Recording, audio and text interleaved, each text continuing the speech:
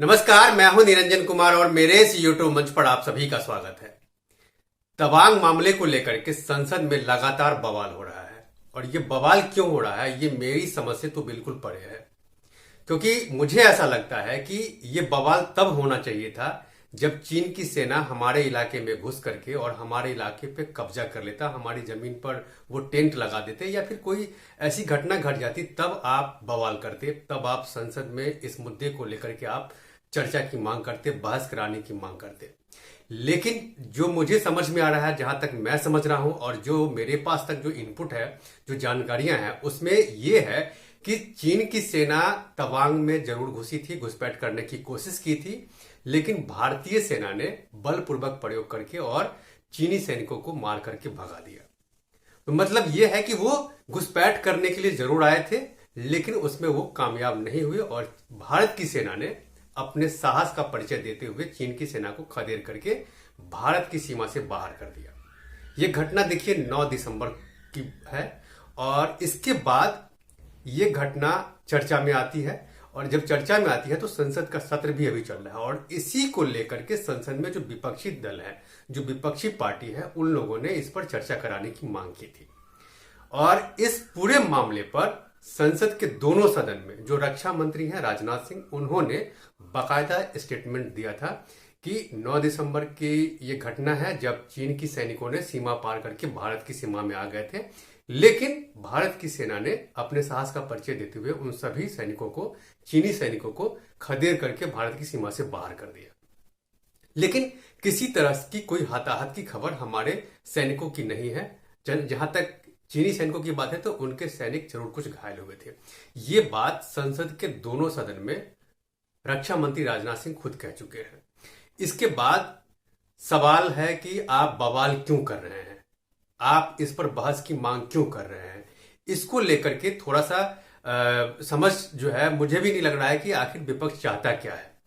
दूसरी तरफ देख लीजिए कि चीन ने खुद आधिकारिक बयान जारी करके ये कहा कि सीमा पर शांति है, किसी तरह का कोई समस्या नहीं है। चीन ने खुद कहा है। चीन ने भी ऐसा कुछ नहीं कहा कि जो मतलब इस तरह की कोई बात हुई है, चीन ने भी यही बात बोला है। तब ये समझने की जरूरत है कि आखिर जब सीमा पर शांति है, चीन भी बोल रहा है कि सीमा पर शांति है और भारत ने कहा कि जो भैया हमारे तवांग के इलाके में उसने घुसपैठ करने की कोशिश की, लेकिन हमने चीनी पीएलए को, चीनी सैनिकों को मैंने खदेड़ करके बाहर कर दिया, हमारे सैनिकों ने बाहर कर दिया।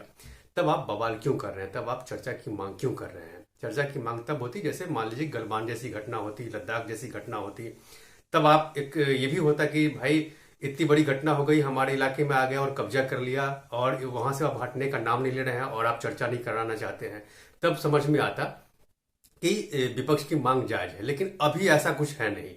अभी कोशिश उन्होंने की थी चीन के सैनिकों ने, लेकिन भारत की सेना ने उनको खदेड़ करके बाहर कर दिया। देखिए, विपक्ष का काम है संसद में सरकार को घेरना, उनको हमेशा हमेशा जो है सो पिन करते रहना कि जो जरूरी मुद्दे हैं उन मुद्दे पर सरकार ध्यान दे।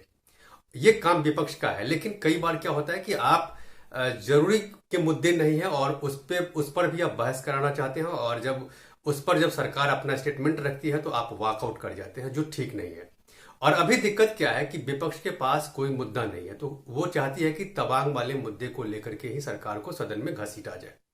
अरे भैया, जब चीन में इस तरह की कोई बात नहीं हो रही है, जिसके सैनिकों को मुंह की खानी पड़ी है, जिसके सैनिकों को खदेड़ करके भगा दिया गया है, वहां इस तरह की चर्चा नहीं है, तो फिर और सरकार ने खुद सदन में आकर के यहां कहा भी है कि जो भैया वो लोग इस तरह की गतिविधि किए थे जिसका हम लोगों ने जवाब दिया है। तब आप क्यों बवाल कर रहे हैं। सवाल यहीं पर आकर के रुक जाता है कि विपक्ष के पास किसी तरह का कोई मुद्दा नहीं है। देखिए, एक चीज और समझना पड़ेगा कि चीन के साथ जो है भारत की जो सीमा है 3488 किलोमीटर की सीमा जो है चीन और भारत एक दूसरे से साझा करते हैं। और कई जगह ऐसी पॉइंट है, कई जगह ऐसे पॉइंट है जहां पर चीन जो है सीमा को लेकर के भारत से असहमति जताता है और भारत का कहना कुछ और है और क्या कहते हैं, चीन का कहना कुछ और है। इसीलिए वहां पर हमेशा इस तरह की झड़पें होती रहती है। कई बार खबर सामने आ जाती, कई बार नहीं आती है। जो स्थानीय लेवल के जो कमांडर है वो लोग आपस में ही सुलझा लेते हैं, लेकिन सरकार को ये सारी चीजें पता होती है। तो ये लद्दाख से लेकर के और अरुणाचल प्रदेश तक जो है इस तरह की झड़पें अक्सर होती रहती है। और इसी तरह का इस बार हुआ था, लेकिन चीन की सेना ने भारत की सेना में प्रवेश कर लिया था, जिसका भारत की सेना ने विरोध किया और खदेड़ करके बाहर कर दिया। देखिए, तवांग पर वैसे भी चीन की बुरी नजर है। वो शुरू से ही कह रही है, लगातार कह रही है कि वो तवांग जो है वो चीन का पार्ट है।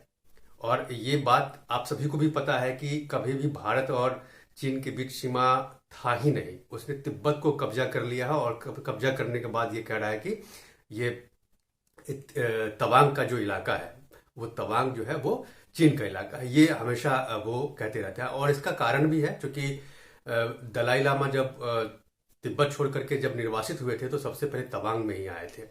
और ये भी है कि अगला दलाई लामा भी जो चुना जाएंगे तो वो तवांग के इलाके से ही चुने जाएंगे। तो ये सारी चीजें जो है कहीं ना कहीं चीन को अंदर ही अंदर जो है सो खाया जा रही है। और इसीलिए वो चाहती है क्या कि जो मतलब भारत के साथ जो है लगातार इस तरह का जो है सो गतिरोध वो करते रहे। आपको याद होगा कि 2017 की बात है जब डोकलाम में हुआ था डोकलाम इशू। उस समय में भी भारत और चीन के साथ लंबा गतिरोध चला था। और जैसे ही उस पर उसकी सेना को पीछे जाना पड़ा, उसके बाद देख लीजिए क्या हुआ लद्दाख में। लद्दाख में अभी तक जो है सो गतिरोध जारी ही है। कुछ पॉइंट ऐसे हैं जहां पर अभी भी बातचीत जो है लगातार चल रही है और वो अभी तक मुद्दा शांत नहीं हुआ है। और देखिए अभी इसने चीन ने तवांग में जाकर कैसा किया। तो कहना है यहां पर ये कि तवांग में जो किया है उसका जवाब तो चीन को मिला ही। दूसरी तरफ यह है कि चीन ने भारत के साथ जो सीमा लगी हुई है वहां पर अपने सैनिकों की संख्या को जितना बढ़ाया है उतना कम हमारे भारतीय सेना भी नहीं है। हमारी जो सरकार है, जो भारत की जो सरकार है, वो भी पूरी अलर्ट मोड पर है। और उनको भी अब पता है कि चीन कभी भी हमारा दोस्त नहीं हो सकता, क्योंकि दोस्ती के आड़ में ही चीन ने कई बार भारत के साथ धोखेबाजी की है, दगाबाजी की है। और अब जो है, अब जो भारत में जो सरकार है उसको ये पता है कि चीन पर कभी भी भरोसा नहीं कर सकते हैं। वो भरोसे की आड़ में ही दगाबाजी करता है। और इसीलिए जितनी सेना चीन ने अपने इलाके में रखा है उससे कम हमारी सेना भी नहीं है अपने बॉर्डर पर। और हमारी तैयारी भी किसी तरह से कमजोर नहीं है चीन के मुकाबले में।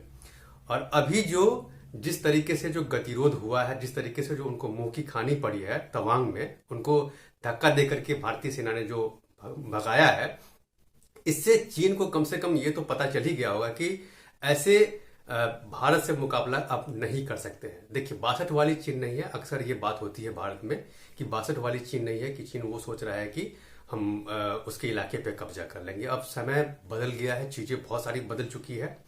और एक चीज और भी है, जो एक्सपर्ट लोगों का जो मानना है, उनका ये कहना है कि ये यहाँ पर चीन जो है लगातार इस तरह का गतिरोध इसलिए भी करता है ताकि वो भारत की जो सैन्य क्षमता है उसको आंकने की कोशिश करता है। देखिए, जो भी है, भारत की तरफ से तैयारी बहुत पूरी है। और ये तो तय है कि आने वाले समय में सरकार चाहे इंडिया में किसी की भी रहे, उसको चीन के साथ हमेशा सतर्क रहना पड़ेगा। और बॉर्डर पर जिस तरह का जो सिचुएशन अभी बना हुआ है, जिस तरीके से जो डिप्लॉयमेंट है सेना का, भारत की सेना का, वो रहना बहुत जरूरी है, क्योंकि चीन भरोसे के लायक नहीं है और उससे हमेशा अलर्ट रहना है। तो अब यहां पर मैं विपक्ष की बात ये कहूंगा कि विपक्ष को वो मुद्दे उठाने चाहिए जो जनता से जुड़े हुए मुद्दे हैं, जो उनके हित से जुड़े हुए मुद्दे हैं, वो मुद्दे जरूर उठाए। देश हित का जो मुद्दा है, जो सीमा का जो मुद्दा है, वो भी जरूर उठाए। लेकिन ऐसा भी ना हो कि आप अपनी सेना की बुराई करने लगे, सेना को कमजोर आंकने की कोशिश करने लगे। सेना ऐसी नहीं है हमारी, इसलिए उसका मनोबल हमेशा हाई रहना चाहिए। आपको उस हिसाब से आपको बात करनी होगी। तो देखिए आगे क्या होता है, ये बवाल संसद में कब तक चलता है तवांग को लेकर के, इन सारी चीजों पे मेरी नजर बनी हुई है। आप मेरे साथ बने रहिए। और अब तक अगर आपने मेरे इस YouTube मंच को सब्सक्राइब नहीं किया है तो प्लीज सबसे पहले आप मेरे इस YouTube मंच को लाइक कीजिए, शेयर कीजिए और सब्सक्राइब कीजिए। और आपको इस मुद्दे से रिलेटेड अगर आपका कोई सवाल है तो प्लीज इसमें इनबॉक्स में जाइए और वो सवाल कर डालिए, जिसका जवाब मैं आपको दूंगा। तब तक के लिए धन्यवाद।